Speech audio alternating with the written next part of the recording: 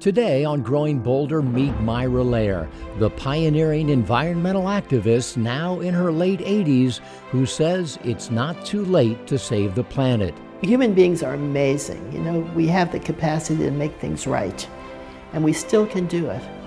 But we can't waste time anymore. The time is now. Every now and then I know it's kind of hard to tell. I'm still alive and well. Bill Schaefer gets Bolder Backstage with guitar legend Rick Derringer, now in his 70s and still searching for life's purpose. I'm Laura Savini, and today we hear from a woman with a truly unique place in history as the daughter of one U.S. president and then the sister of another. She shares how mindfulness helps her family cope with a life in the spotlight. And laughter yoga, why a good laugh is good for your health. We're not made to withdraw from life. We're made to seize each moment and to value every breath. We're made to be bold, to take risk, and to help others. We are the most creative, fearless, passionate being that has ever walked the face of the earth. Don't identify with limitation. Embrace possibility. This is not the beginning of the end. This is the beginning of what's next. This is Growing Bolder. Hi, I'm Mark Middleton. Welcome to Growing Bolder, where we are out to prove that the rest of your life can be the best of your life, no matter your current age or situation. We begin today with Mira Lehr, who for more than 50 years now has been fighting to protect the planet, fighting to ensure human sustainability on what her mentor, the visionary Buckminster Fuller, called Spaceship Earth. Mira Lehr is one of the art world's pioneering environmental activists. A self-described eco-feminist, Lehr is now 85 and admits that she hears the clock ticking, not just for herself, but also for mankind. We are on a timeline here, and if we don't get going, it's not going to be a good thing. So we have no choice anymore but to get going on it, make it happen. Lehr has been at the forefront of environmental action ever since visionary architect Buckminster Fuller handpicked her in 1969 to become part of an elite team of artists, poets, scientists, mathematicians, economists, and historians for his groundbreaking World Game Project, a noble and ambitious initiative designed to support human sustainability on what Fuller called Spaceship Earth. And his idea was to make the world a place opposite of a war game where one side loses and one side wins. In the world game, every side wins. Lehr's work begs the viewer to appreciate the beauty and understand the fragility of Spaceship Earth before it's too late. I love the planet so much. I'm very, very worried about what might happen, and so I work on it now to try and inspire people to see the beauty and to take hold of what's happening and see if we can make it stop. Her nature-inspired abstract imagery includes painting, sculpture, design, video, jewelry, and anything else that captures her interest. The spirit that my mother has, the sense of adventure. My mother's crazy, and so she's got a lit cigarette that she's lighting fuses and gunpowder, and I'm sure that one day we're going to drive by the house and it's going to be smoldering in the background while she's got some new art project. Lehr's art has always given her a platform and a voice, and now her age is magnifying that platform, and she's embracing the opportunity. She's now started to realize it's cool that she is, 85 and she's doing all these things and breaking down barriers. I never used to tell my age. That's what's so funny. Now I tell everyone. Now it's a great banner I have because people say, "Are you still working?" And I'm so proud, that I am. Bucky said you can never learn less. And at 85, you learned a lot. So I kind of think it's the best time. I wish it could go forever. Those who know Mira Lehr best don't know exactly what's next. They just know that there will be a what's next, and it will be something to behold. She's just constantly working on the next thing. She never stops. She never stops. She'll be continuing to strive. She will not retire. I will probably retire before she does. Can an effort begun over 50 years ago finally make a difference? Can fine art created by an audacious octogenarian help confront what Lehr calls climate Armageddon? Her eldest son, Dr. John Lehr, says don't discount the possibility. I mean, she's stronger now at 85 than I remember her when she was in her 40s. And it's just absolutely amazing. Mira Lehr is not worried about what sells. She's consumed with what works. Her curiosity is relentless, and her commitment to creative risk-taking is boundless, all in the service of protecting Spaceship Earth. Human beings are amazing. You know, we have the capacity to make things right, and we still can do it. But we can't waste time anymore. The time is now. Wow, there is so much to learn from Mira about successful aging, but here are 3 quick takeaways. Number 1, we all need something that makes us spring out of bed in the morning. Mira's passion is painting and trying to make a difference. Number 2, embrace your creativity. A long-term study found that creativity does have significant life-extending benefits. Music, painting, dance, writing, sewing, it doesn't make any difference. All lower our blood pressure, reduce stress, decrease the risk of Alzheimer's, and add meaning and joy to our lives. And you don't have to be any good at it. So don't be afraid to fail. Mira keeps experimenting, trying and failing, and as a result, she keeps growing and believes that now in her late 80s, she's actually doing her best work ever. Remember what you wanted to be when you grew up? What if that would have happened? What if you actually became a rock star, an overnight sensation with fame and fortune at the age of 17? What do you do for the rest of your life? You know who that happened to? Rick Derringer. The rock legend wants you to know that after all these years, he is still alive and well. Let's get Bolder Backstage with Rick Derringer. Just like the song he wrote back in 1973, guitar great Rick Derringer is now in his 70s and still performing, still touring, and still sounding great. I'm still alive and well. Still alive and well. Every now and then I know it's kind of hard to tell. I'm still alive and well. And a lot of people still know who he is. My wife calls it you've been recognized. Recognized. And if they don't think I'm Rick, nowadays they go, are you Sir Paul McCartney? I get Sir Paul a lot. And you go, why, yes, I am. I tell them no, but you know, you just know you've seen me somewhere. Rick Derringer has been around for a long time, ever since he did this.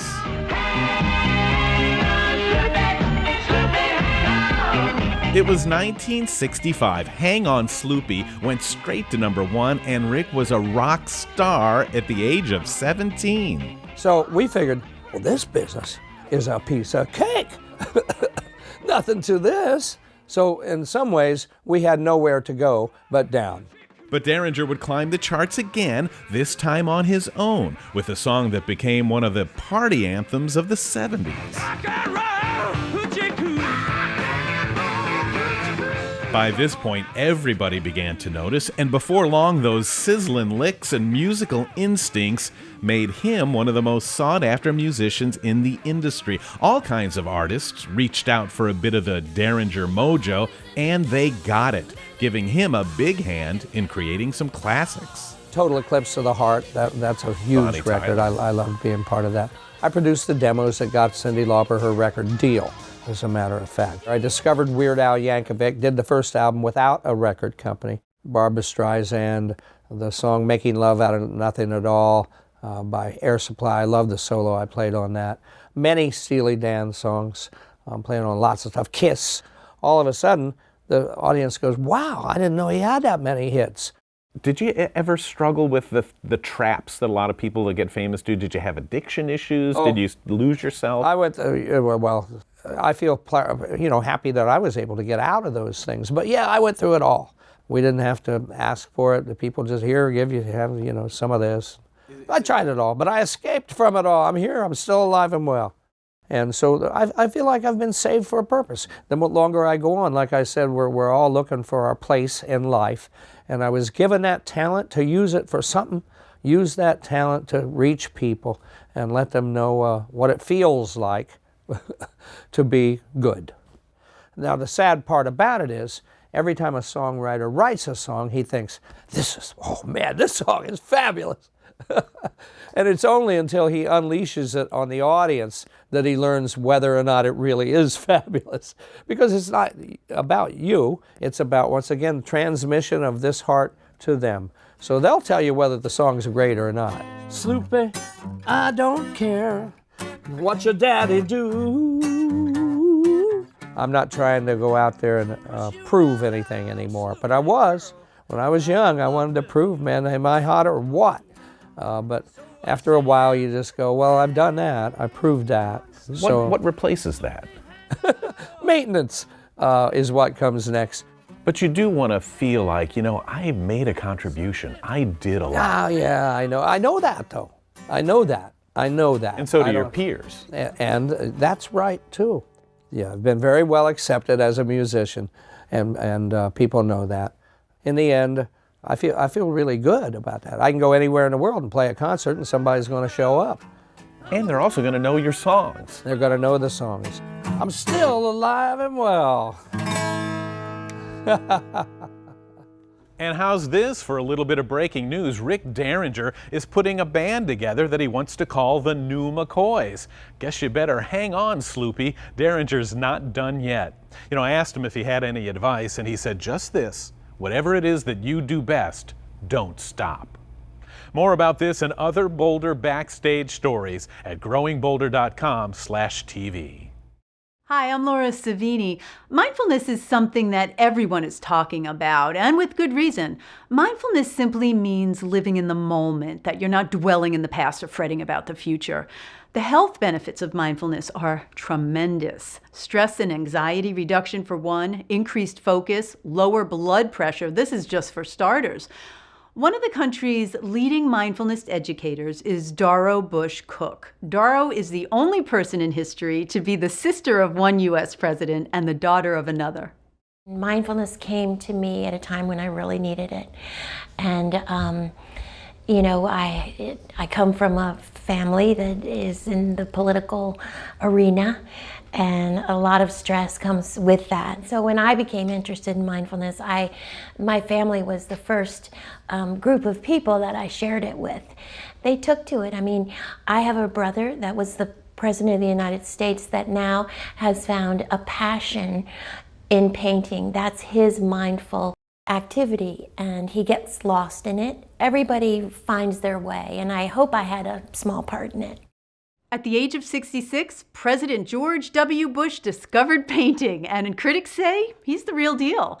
He's a legitimately talented fine artist with a very distinctive style. His teachers say he developed so quickly because he was fearless. He was experimental. He took chances. He embraced growing bolder. We are very excited that our newest Growing Bolder contributor is, for my money, one of the finest storytellers in the history of broadcast journalism. Now, that's a big statement, but for 32 years, Mike Leonard roamed the country as an Emmy Award-winning national correspondent for NBC's Today Show. He's a New York Times best-selling author, a filmmaker, and a public speaker. In Common with Mike Leonard will be a regular feature on this program as Mike searches for and celebrates that which we all hold in common. Today, Mike shares a bit of his own story. Thank you, Mark. I'm standing on the front porch of our home in the northern suburbs of Chicago. NBC allowed me to work from home and also gave me the freedom to do whatever story I wanted.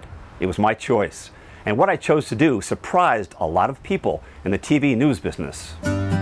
They were surprised because, if given the choice, most reporters would opt to go where big news was breaking and not in the opposite direction, where I went, and where, when taking the time to look closely, the biggest story imaginable would come into view. The story of life. The story of who we are and what is possible when the realization hits that we are all in this together.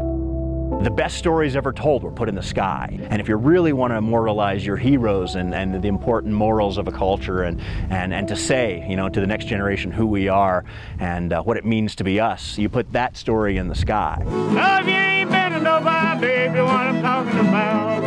Hey, man, now. I did over 1,000 stories during my time at NBC. learning something of value, or becoming inspired by the actions of everyday people met along the way.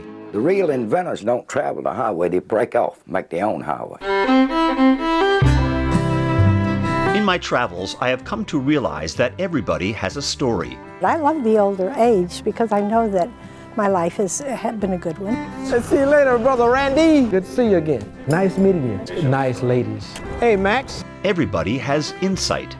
I treat all customers the same. Yeah. Respect and dignity. We are all challenged by something. We all have obstacles to overcome. You know, when you go to bed at night, you just thank your lucky stars of all the things that have happened. You don't say, I can't really see where missing 5 fingers is going to be an even trade-off for all that. There were other big-name performers and big-time events that drew my occasional interest. The spotlight is always brighter when the rich and famous are involved. But my line of questioning always remained rooted to the same basic issues and quandaries faced by all of us. Did you ever for one moment think, gee, maybe I should stay home and forget about the profession? It's too important. I'm sorry. It's a dilemma for all of us who have to travel to make a living, which I have been able to somewhat soften by occasionally traveling with my family, most notably on a 2004 cross-country RV journey that included my elderly and eccentric parents. The month-long adventure was chronicled on the Today Show, which led to a best-selling book and public television series. Everything he has, he drips coffee. I'm buying him a bib up here. I enjoy humor, usually at my expense. Yeah. Mary Farrell has a farm, E-I-E-I. Oh. I wouldn't have met any of these people or seen any of these places had I not purchased a Super 8 movie camera in 1969 with a desire to document life in a personal manner. Making home movies is more than a hobby for me. It's a life preserver, a way of holding on for dear life to all of those moments dear to myself, my wife, our 4 grown children, and 9 grandchildren. Kathy and I were married in 1970 and moved from suburban Chicago to Phoenix, where I tried out for a professional hockey team after playing 4 years of Division I hockey at Providence College. I didn't make the pro team and worked a variety of jobs while the family grew and the home movie camera kept rolling. A Phoenix television executive saw a few scenes of those movies and hired me as a TV news reporter. I was 31 years old with no journalism experience. 2 years later, NBC came calling, offering a job as a network correspondent with the option of living anywhere. We chose to return to the northern suburbs of Chicago, and here we are. I am 72 years old. I have been a janitor, construction worker, hockey player, salesman, and observer of life. I am still working out, still skating, still playing in our weekly front yard wiffle ball games,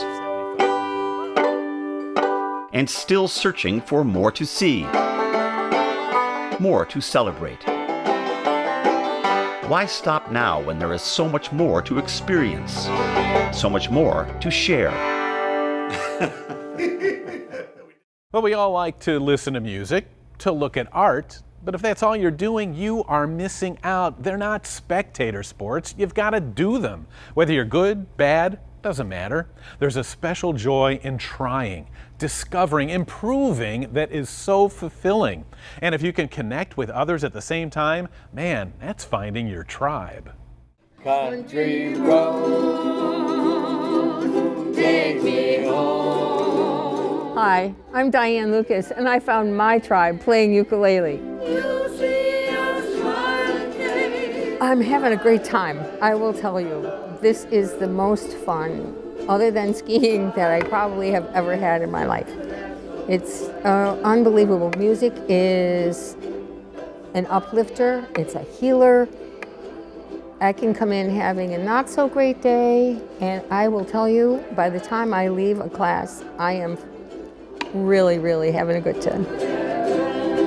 Most of my life was very serious, very detailed, very intense, and not what you call pretty. You know, music is beautiful. It's lovely. It's uplifting. When you participate, it is a very, very different emotional experience. There is wonder in most everything I see. My original ukulele wasn't even a gift to me. It was a gift to my husband, and he never played it. But I thought, well, because I know I could sing somewhat, so I'm like, well, maybe I can try it and see. When the saints go marching. I didn't want to be a grandma or an aging parent, sitting around waiting, saying, when are my kids going to call? And then when they do call, saying, why haven't you called before? I didn't want to be that kind of grandma. Country road, take me home to the place I belong. The music has always been in my life. It's just that now I can really participate in a way that I couldn't before. So to me, that's been like a 180-degree different situation and life experience that I didn't have before. I had a full life, I did a lot of things, but this is different and it's beautiful. And my prayer's been answered. Your love would be at the top of the world. Diane wanted to do that for decades, but she kept putting it off. So what are you putting off? What have you always wanted to do? Stop waiting and start doing. From playing the ukulele, she found her tribe. Where will you find yours? Could it be yoga? Don't laugh. Oh wait, maybe you're supposed to. You've heard of hot yoga, goat yoga. Now the latest is this, laughter yoga. Oh yeah, they say it's a workout and a wellness exercise all in one. Yes, we're laughing and we're moving and we're breathing and getting all this oxygen to our brains and our bodies and we're releasing stress. But how we feel afterward is completely relaxed, at peace. When we're laughing, we're not thinking about anything else. We're not stressed. We're not angry. We're not critical of ourselves. We're not judgmental of anybody else. There's just the present moment. We are present. Learn more about finding your tribe at growingbolder.com/TV. If you've watched Growing Bolder over the years, you know that one of the most talented and inspirational team members was Wendy Chioji. Wendy was not only a regular on this program, she was a good friend and a colleague for over 35 years. She hosted our Emmy-nominated show Surviving and Thriving, which was a perfect gig for her because she was a 3-time cancer survivor who continued to live not only every day, but every minute with passion and optimism. Her work, her words, and her actions were a constant reminder of the beauty of life, the value of time, and the importance of friendship. Sadly, Wendy ran out of time at the age of 58, but not before leaving us with these thoughts. My 3 diagnoses have made me appreciate life. I appreciate being able to get up in the morning. I appreciate all the days that I feel good. I try not to take anything for granted. I tell people I love them all the time. I go places and I do things because we're none of us guaranteed tomorrow, which is a cliche, but pretty true if you think about it. My mantra of say yes, I try to live it every single day.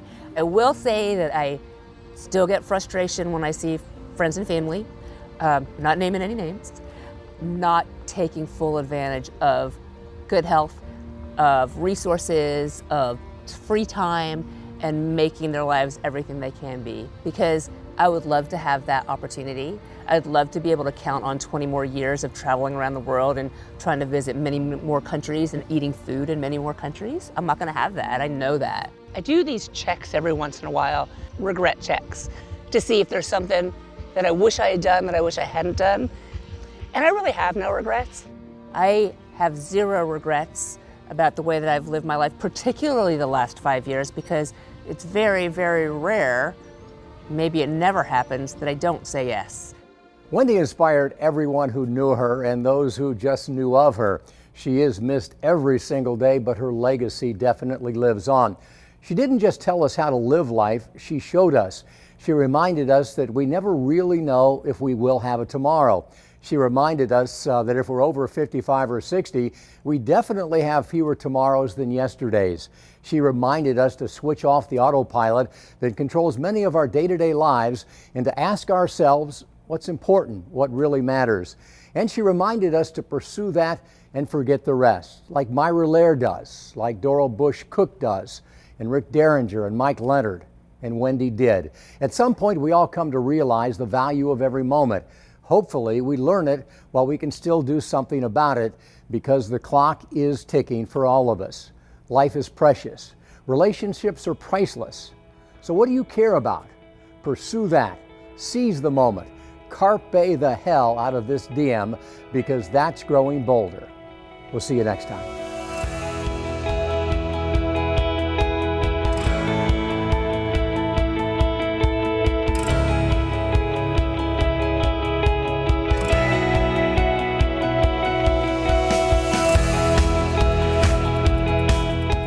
More information about all of the stories you've seen here today is available at growingbolder.com/TV. And you can go bold when you connect with the Growing Bolder community on Facebook and Instagram. Get Growing Bolder magazine, 4 quarterly issues delivered to your home for $29.97 a year. A companion book, Growing Bolder by Mark Middleton, is available as well for $25 plus shipping and handling. Growing Bolder membership includes access to a robust online platform featuring tools, tips, and resources in personal finance, functional fitness, caregiving, brain health, entrepreneurism, and more. Available for $30 for 1 year. Order online at growingbolder.com/TV.